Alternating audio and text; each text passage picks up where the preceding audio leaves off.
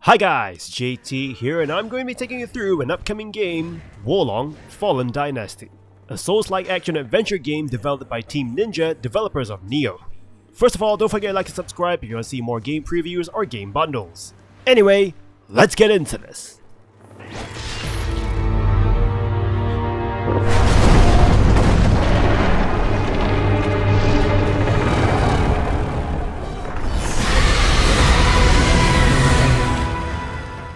The story. Wolong Fallen Dynasty takes place during the Three Kingdoms period of China. According to the writers, it will be at the beginning of the Three Kingdoms period, starting with the Yellow Turban Rebellion. If you've played Dynasty Warriors, then you'll have a good idea as to what happens during the Yellow Turban Rebellion and beyond, culminating in the splitting of the country into three main kingdoms, Wu, Wei, and Shu. During the Yellow Turban Rebellion, minor warlords from all over China are united under the alliance banner of the Emperor of Han to quell the uprising of Zhang Jiao and the Yellow Turban. It also seems like the story will progress to Hulao Gate when the Alliance tried to capture Dong Zhuo, the tyrant ruler who was the Han Emperor under his thumb, as the trailer showed battle with one of the most feared warriors at the time, Lu Bu, who will undoubtedly be a boss that will make you crush your controllers into pieces. Anyway, you apparently play as a nameless warrior, rising from being a nobody into a hero.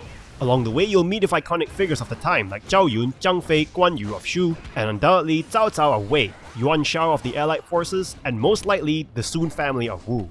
As to how far into the story of the Three Kingdoms that they will push into is still to be determined. It will mostly end with the splitting of the land into the Three Kingdoms that the timeline is known for, which will be a setup for future sequels, if this game does well.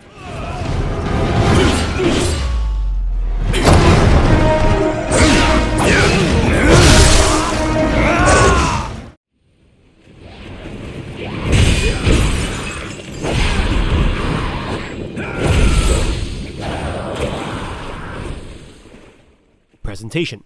Wolong Fallen Dynasty goes for the more fantasy realism look, where humans proportionate to what humans will look like, but enemies are fantastical, some being massive and others who have parts of their body more otherworldly accentuated. Besides human warriors, you'll be fighting against various giant animals like porcupines, apes, frogs, and even spirit-looking creatures.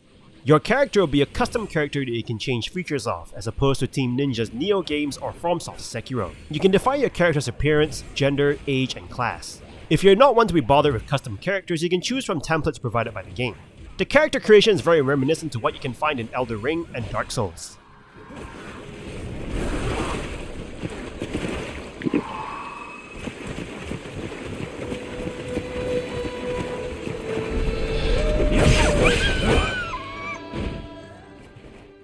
The gameplay. Despite it being a Souls-like game, Wolong has higher speed action, more in common with Nioh, peppered with some Sekiro. Combat moves are built around Chinese martial arts. You have the staple checkpoints that you can rest at that also respawn to your enemies when you do. Healing is limited to a small set of flasks that you carry, and using them leaves you open to attacks, but thankfully it doesn't take too long to drink from your flask, unlike Dark Souls 2. Most fights will come down to analyzing and memorizing attack patterns, building muscle memory so you can beat specific monsters and bosses. Instead of collecting souls or runes, you collect genuine chi, which you need to use to level up. As you level up, you can choose where to invest points into. This enables you to adjust your character stats to suit your particular playstyle. You can also play online and summon other players into your game to help you, or if you want to invade another player's game to make their life hell. Players can also choose from a flurry of character classes or phases, and this will determine how your characters will play, similarly to FromSoft's games. You will have a variety of abilities and weapons that you can use in this game, including 13 different melee weapon types, 3 long-range weapon types, wizardry spells, and divine beasts. Some weapons that you will be using are glaives, dual swords, and staffs. Some weapon types will take more time to get used to than others, and you can take the game's various challenges on with any weapon type that suits your playstyle. You can equip up to 2 melee weapons at a time, and you can switch your weapons quickly while parrying an attack. However, if you're one who is precious with a single weapon type, you can play through the whole game without ever changing types. You may find some trouble fighting against certain enemies though, as different weapons will suit different enemy attack patterns. You can also upgrade weapons and armor at the blacksmith, in exchange for money and materials. You can attach passive status effects on one weapon onto another, so you can make your weapons have different properties like increase in damage or to focus on healing when you fight. Each weapon will have its own design, different stats, passive status effects, and martial arts. In addition, you'll have 40 series of armors to find, and if you equip multiple parts of the same armor, you'll get a set bonus. If your armor looks like a mishmash of different armors, you can always separate armor stats from its looks at the blacksmith, so you can enjoy some Wolong fashion without facing any risks.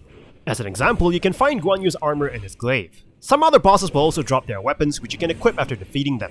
Some martial arts of these weapons will be based on attacks of the bosses, so you may be able to perform some of those same attacks. In terms of wizardry spells, if you pick a phase that accommodates it, you'll have access to elemental spells like ice, fire, and lightning. And by unlocking morale ranks, you can unlock stronger spells. Like the most recent Elden Ring, you can summon powerful creatures to aid you in battle through divine beasts. Some of these creatures include a phoenix, an electric tiger, and a water-powered turtle. They will grant you with powerful attacks, but at the moment it is unclear as to how they are unlocked nor how they function. Where this game shares similarities to Sekiro is its deflect and spirit system. The spirit system seems to be similar to Sekiro's posture system, as it dictates how both players and enemies will be able to use attacks. Your gauge starts at 0 in the center, with a negative and positive side. When you take damage, block attacks, dodge, or use special abilities, your spirit gauge will push itself to the negative side. When it is all filled up on the negative side, enemies will stagger you, leaving you vulnerable for a long time. Conversely, striking an enemy fills up the positive side of the spirit gauge, allowing you to use special attacks, dodge, or block more often without any penalty. So you're rewarded for fighting aggressively. You'll also have access to a deflect move that you can use to block enemy attacks while reducing their spirit. If an enemy's spirit is beaten down to a certain level, you can use a fatal strike to instantly kill the enemy. In addition to all the systems mentioned above, there's also the morale system in play. The higher your morale, the more capable you are against enemies. If you face an enemy with a lower morale level than you will most likely destroy them, while enemies with higher morale are harder to beat down. Defeating enemies increases your morale, so you can farm morale against weaker enemies before taking on tougher enemies, or clearing out the surrounding weak enemies before taking on the tougher one. But this is also conversely true. If an enemy hits you with a critical strike, it'll deal damage to your health and your morale. It's a bit like the Shadow of Mordor series. There is also a good reason to explore off-beaten paths if you face an enemy that you just can't seem to murder. Because finding checkpoints where you can place battle flags will raise the floor of how low your morale can drop if you die. So if an enemy kills you, there's less time needed to raise your morale again to face them. Bosses are a key feature in this game, and some of them are multi-phased. Boss fights are as much about dishing a ton of damage and avoiding attacks, as it is about managing spirit to ensure that you can deal with the boss's next round of attacks. Or if you're skilled enough, bring the boss's spirit down to land a powerful execution move. It is less about dodging attacks and more about blocking, staying close to the enemies, and hitting them hard when the window of opportunity opens. It does sound a lot like Sekiro.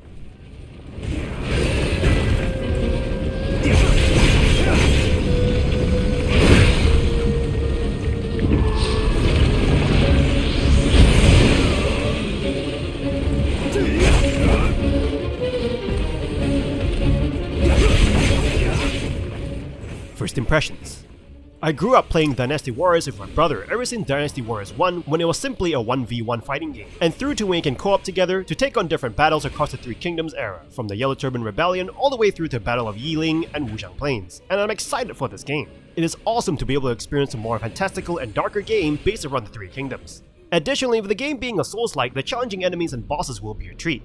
I just hope that it's not as challenging as Sekiro, as that made me throw my controller at my screen so many times that I had to stop playing to save my sanity. But if it is like Dark Souls or Elden Ring, then that would be awesome. I doubt that Wolong Fallen Dynasty will be an open world game, and more likely featuring maps with hidden paths and routes to find various loot and secrets, as the Three Kingdoms story moves from one battle to another with a ton of land and time to cover. Then again, I can see how it can work as exemplified by Elden Ring. It has been years since I've played any games about the Three Kingdoms, with my last one being Dynasty Warriors 8. So I'm looking forward to the rendition of the different generals for this game like Guan Yu, Zhao Yun, Zhuge Liang, and Cao Cao. Although I doubt that Zhuge Liang will be in this, as he comes into the story shortly after the beginning of these initial battles that sparked the Three Kingdoms. In fact, spoiler alert, he was the one that caused the kingdom to be split into three, so he might appear towards the middle or the end, depending on how far this first game goes into the story.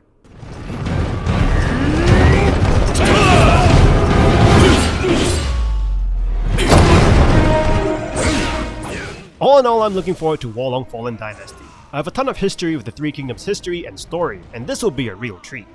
This game releases on the 3rd of March 2023 for PC, PlayStation 5 and 4, Xbox One, Xbox Series X and S. So what do you think about Wolong Fallen Dynasty? Let me know in the comments below. I'll see you guys in the next video.